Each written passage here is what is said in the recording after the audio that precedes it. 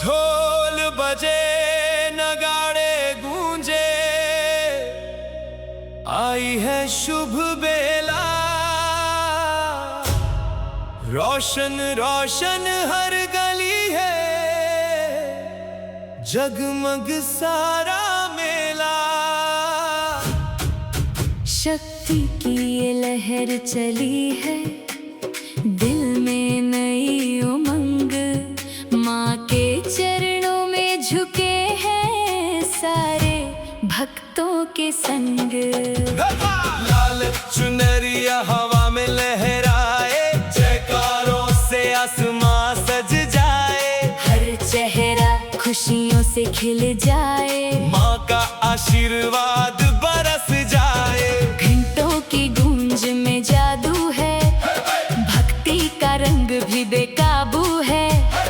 हर धड़कन बोले एक ही नाम, माँ की महिमा सबसे खास है। आओ मिलकर दीप जलाए, नाचे गाए, खुशियाँ लुटाए।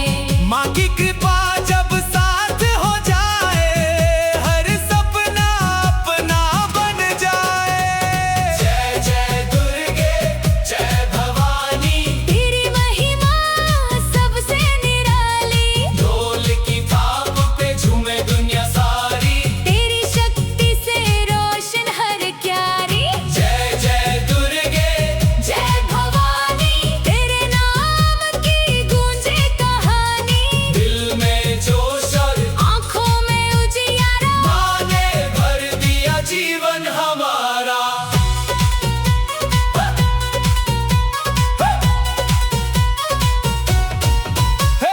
रंग बिरंगी रोशनी का मेला, हर दिल में भक्ति का बसेरा।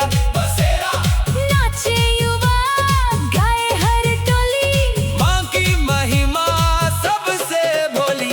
सपनों को मिलती नई उड़ान, माँ के चरणों में सारा जहान। आशीष तेरा जब साथ रहता, हर मुश्किल का रास्ता खुलता।